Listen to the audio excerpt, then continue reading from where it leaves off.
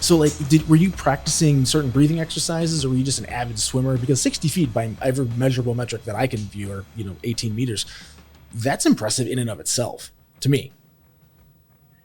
Right, yeah, I'd been doing some breath hold exercises back in London before we left, and a little bit of kind of swimming underwater in the pool.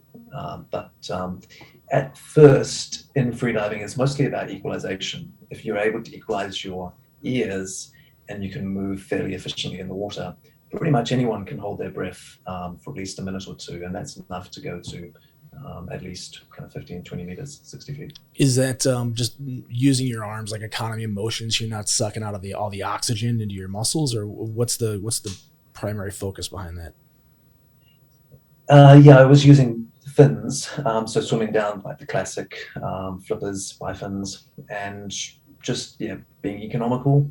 So not also not hyperextending your neck, not kind of going into a curved position, so being streamlined and relaxing, so that you're not like in that panic mode when you're underwater.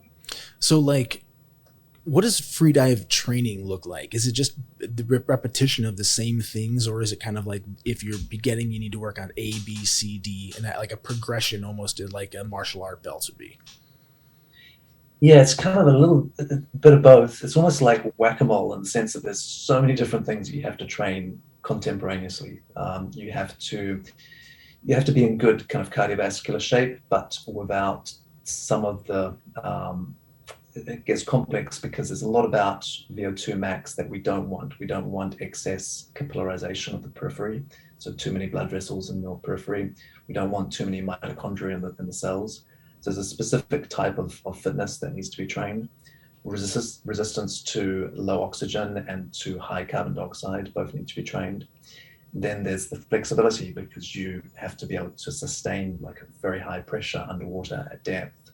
So we have to develop thoracic flexibility, equalization maneuvers, and then there's the technique itself of swimming. So working on kind of streamlining efficient technique, explosive power in the stroke, and then there's the mental side as well. So being able to completely relax and shut down the mind so that the brain itself isn't consuming oxygen, and so that you don't kind of get into an elevated state of mind or adrenaline during the dive itself. Do you videotape yourself in your dives so that you can look at how you can use your body more efficiently, or?